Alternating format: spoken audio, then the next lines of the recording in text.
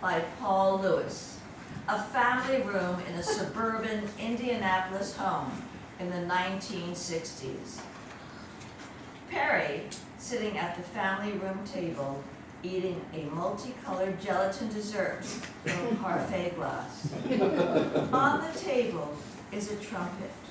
A nearby phone rings, and Perry answers. Hello? Hello? Harry? This is Babette from around the corner. Have I been playing my trumpet too loud? Actually, I was wondering if you wanted to see a movie with me. With you? No, silly, with Captain Kangaroo. What movie? That darn cat is playing at Cedar Lee. I saw it once already, and it's kind of stupid, actually, but I don't mind seeing it again. My mom says she can drive us and pick us up. You mean today? Sounds like you're busy. Sort of.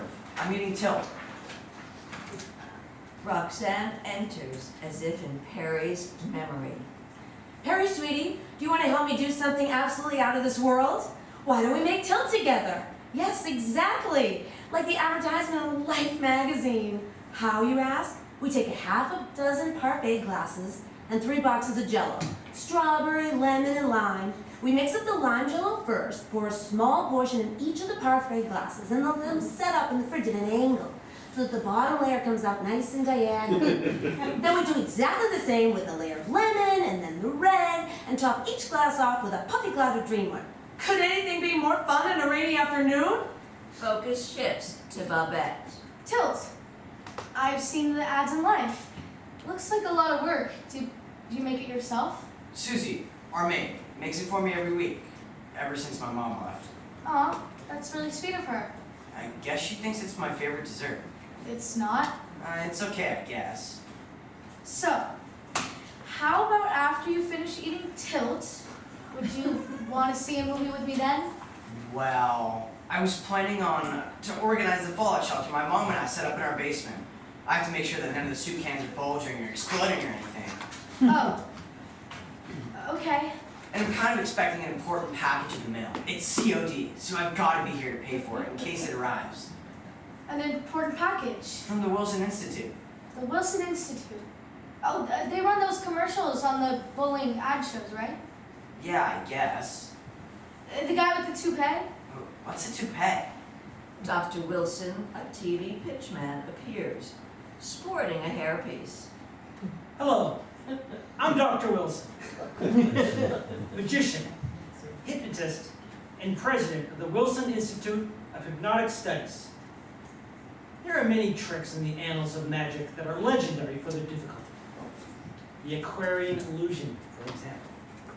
Radium girl. There are some techniques which are best left to the professionals, and others which should be attempted only by the virtuosos. But there is one trick which exceeds the reach of all but the rarest and most refined of magicians. Pick a woman, any woman, look into her eyes, take her in with one glance, and then mysteriously, infallibly, produce the key to unlock the door to her heart. Until recently, this technique, this system, is simply unavailable to all but a select few. But now, for a limited time, you can have my patented system for the low price of $9.95, plus shipping and handling. Call now, and I'll rush my patented system directly to your home. Focus shifts to Babette. Harry, you're 12 years old. You won't even go to the movie with a girl your own age. What are you gonna do with a real live woman when you open the secret door to her heart? I didn't order it for myself, actually. I thought maybe my dad could use the system to try to get my mom back. Perry, What? grown-ups just leave sometimes, and oftentimes they don't come back. My dad never did. Oh, I think maybe the doorbell just rang.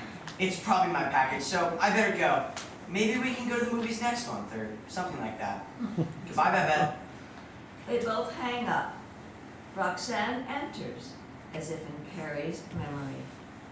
Perry, wake up! Come outdoors with me and see the stars. What time is it? It's a school night, Mom. Imagine that. A midnight dark, revealing the secrets of the universe, yet masquerading as an ordinary school night. The sky's clear as a bell jar, and the Milky Way, why, I don't ever think I've ever seen it so brilliant. At least not over Indianapolis.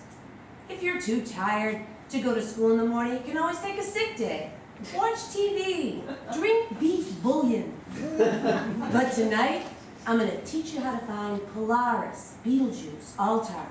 Once you know where to look for them, they'll always be there for you. Show you the way. The earth tilts, but the stars are fixed. Remember that. I love you so much, Perry. Till the end of time. Now get out of bed and come outside, Perry, and bring your trumpet. But the neighbors. Perry returns to real time. He finds a piece of paper with a phone number written on it. Picks up the phone and dials. Hello? I'd like to speak to Dr. Wilson, please. I can't tell you what it's about, but it's very, very important. I know, but okay. Thank you. Thank you very much. Dr. Wilson on another phone. This is Dr. Wilson. Hello? President Wilson? My name is Perry Kaplan. I'm 12 years old. I sent away for your patented system 2 weeks ago, and, well, I thought you were going to rush it directly to my home. Can't you tell me when it's going to get here? Shipping and handling can take up to 6 weeks, son. 6 weeks? I can't possibly wait that long. What if my mom does something completely cracked in the meantime?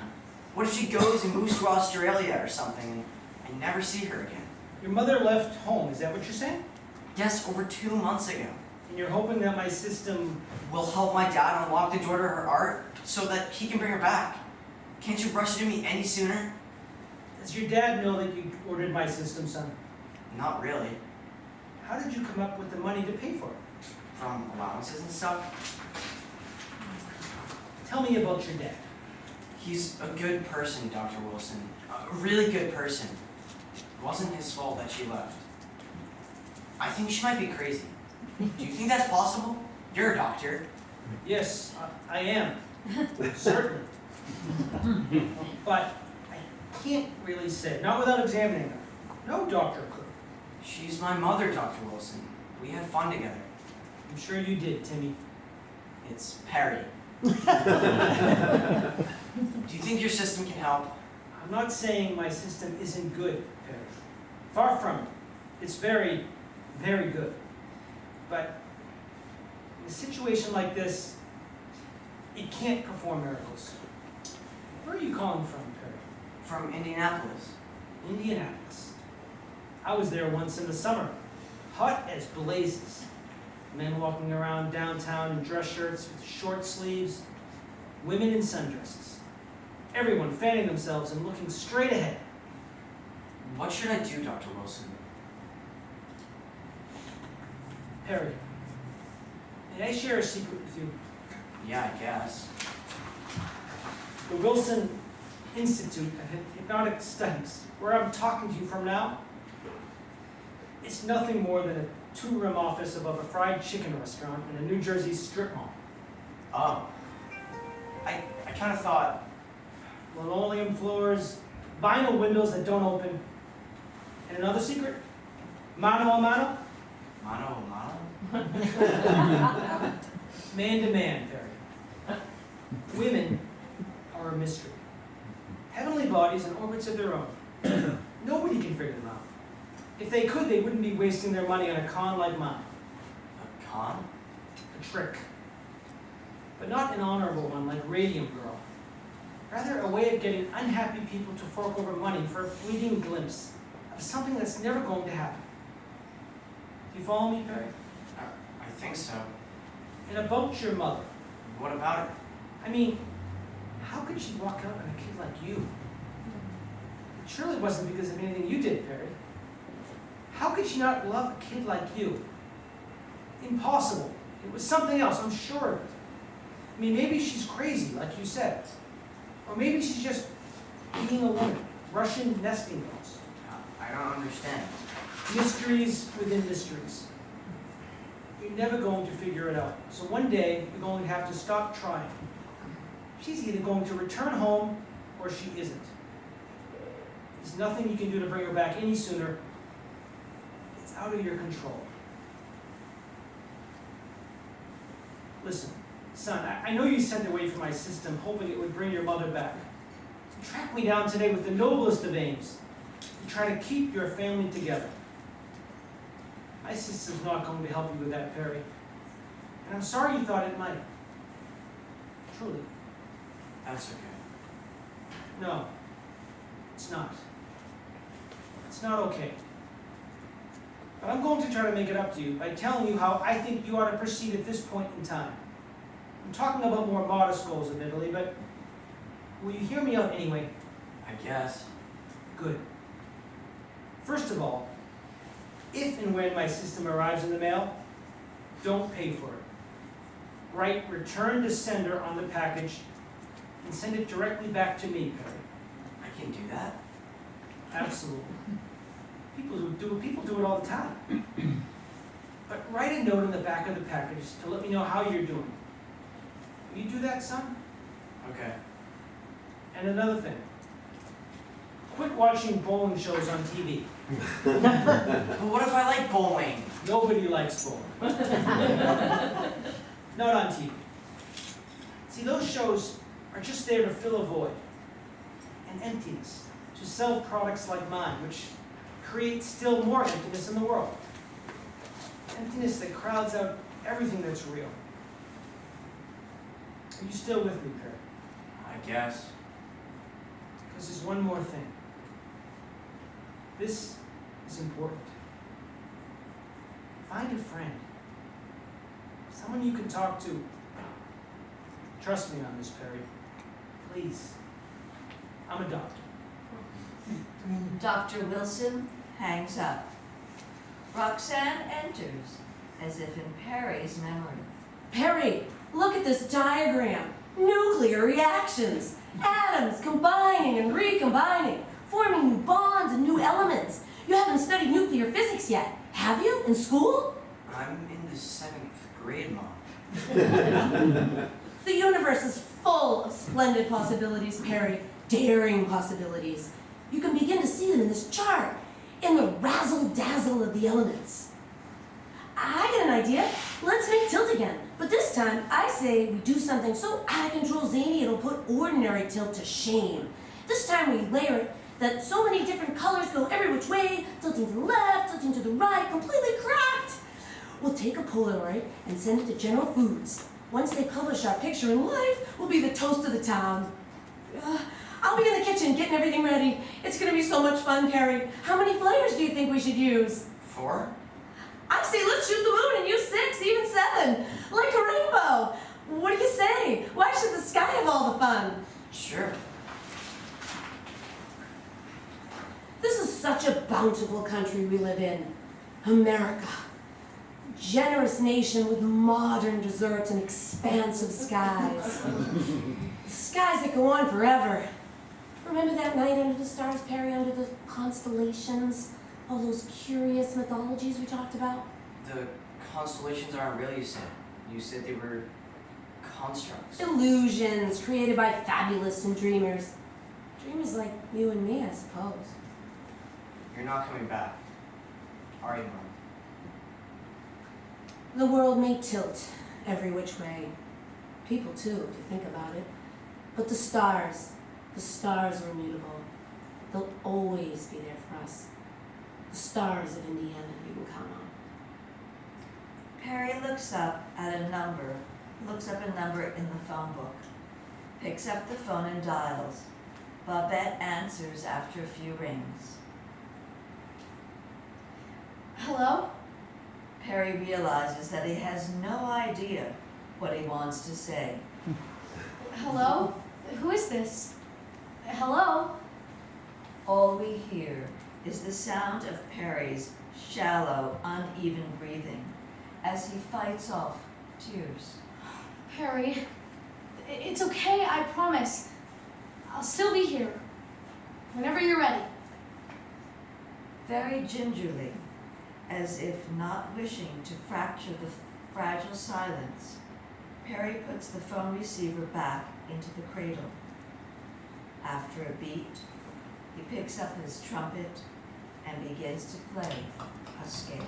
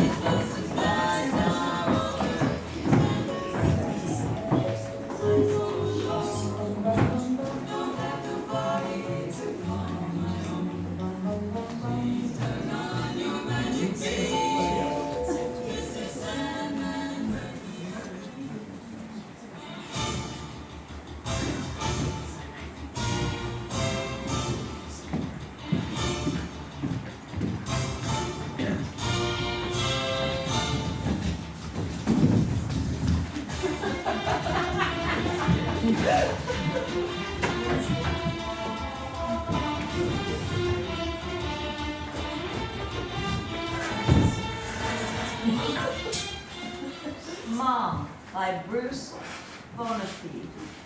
Setting, kitchen, Sunday afternoon.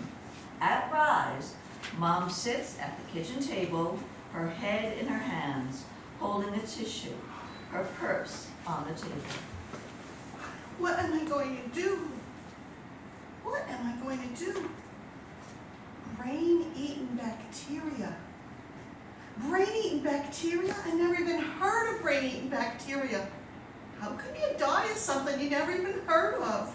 Carl enters. He sits across from her. Carl! Oh, Carl! I've got terrible news. I just got the world's worst phone call from my doctor.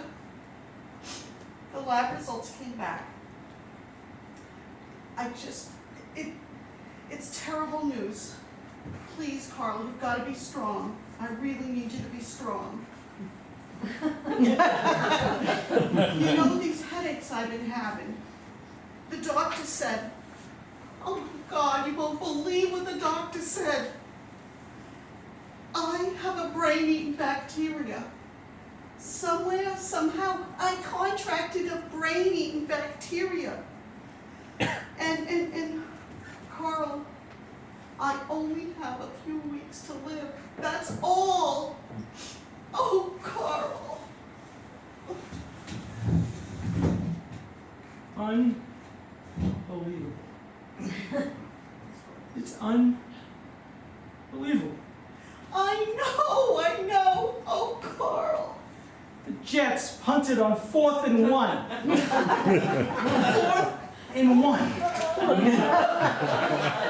Carl?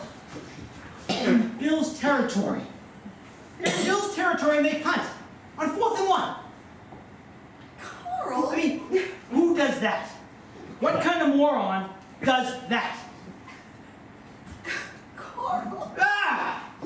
Carl exits. Carl? Did you hear what I said? Casey enters, carrying a laundry basket full of dirty clothes. Hi, Mom. Oh, hi, honey. Here you go. This week's laundry. Honey, you better sit down. I have some terrible news. Hey, one thing, starch. I know Dad likes starch, but remember, I don't. Try not to forget, okay? Last week you put starch on my shirts. Oh, I did? Yeah. I'm sorry. You know, I've been having these terrible headaches lately. That's okay. Just be more careful, okay? I mean, I really don't like starch. Of course. Okay. Could you sit for a minute? I have something to tell you. And this one, this is linen, not cotton. You'll have to take it to the dry cleaners. Honey, That new place, okay? The one I told you about, they got like 24-hour dry cleaner. you need it back in 24 hours. No, but, you know. Where is it again? I don't even remember. You The new- know my head. The new one, right by my apartment. All the neighbors say it's great. By your apartment. Take the pants there too, okay? They're wool. You want me to take your one shirt and your one pair of pants to the dry cleaners that's right by your apartment. Yeah, if you wouldn't mind, that'd be great. Thanks. Could you sit down for a minute? What's up? I really don't know how to tell you this. I got some terrible news Yeah? What? from my doctor. It's so bad, he called me on a Sunday. What is it? Casey, I'm dying. I only have a few weeks to live. What? I know, it's terrible. Somehow I got some sort of infection, a brain-eating bacteria. There's no cure. They can't stop it, it's terminal. A bacteria? I don't believe it. I know, it's unbelievable, isn't it? I don't think you got a brain-eating bacteria. Well, honey, the doctor said, No, sorry, there's no way. That's sweet, honey. They said with a shock like this that it's natural to try to deny it's happening. But apparently... You probably got a brain-eating amoeba. What? I read about some guy in New Jersey who died of a brain-eating amoeba, not a brain-eating bacteria. I bet they got your diagnoses all wrong. Honey, It's so typical nowadays, you can't believe what doctors tell you. They're wrong all the time. I don't think it really matters whether it's an amoeba or a bacteria. Sure it does. I think the point is something is eating my brain. You can't be sure, you really can't. This guy at work, they told him he had liver cancer, but he didn't. They got his diagnoses all wrong.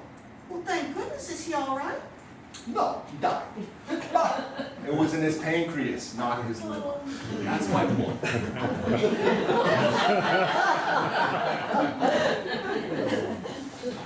Honey, You told Dad, 12 men on the field? Are you kidding me? Are you freaking kidding me? I'm gonna wait till the game is over. Lisa enters, struggling with 2 very full suitcases. Lisa? God, Casey, don't help me or anything. That's it. I'm done. I am done. What happened? What happens? What didn't happen? I just can't take it anymore. I can't take my marriage anymore. I can't take work anymore. I'm moving in. I'm quitting my job. I'm going upstairs to bed, and I'm staying there forever. Sweetheart, that's what you said in July. And May. And March. I know. But this time I really mean it. All right, if that's what you need to do. It really is. I'm not going back this time. Well, I'm glad you're here. I didn't want to have to tell you this over the phone. Tell me what? well, I think she's got a brain-eating bacteria, but she doesn't. Casey, What? She's got a brain-eating amoeba. Casey, do you mind? Are you serious? Very serious. In fact, I only have a few weeks to live. According to a doctor. God.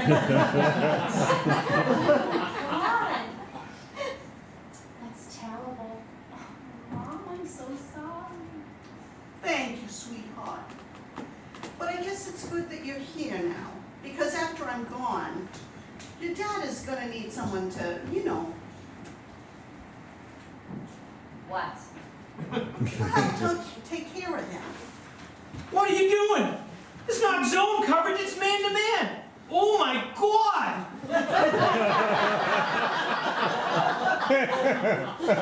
You know what?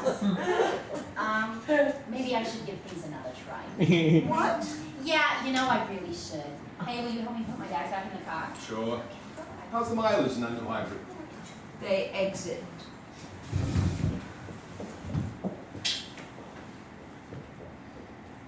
Hello? Oh, hello. Yes. Yes. Yes. What? Are you? What? Are you telling me the truth? Oh, no, I mean, I know you wouldn't lie, but... Oh my God, are you serious? That's wonderful, that's so wonderful. Well, no, I don't mean it's... But you can imagine how I feel. How relieved I am. Yes. Yes. Yes, well, please give the doctor my best. Yes. Yes. Yes, thank you for calling to tell me. Carl! Oh, Carl! The doctor was wrong.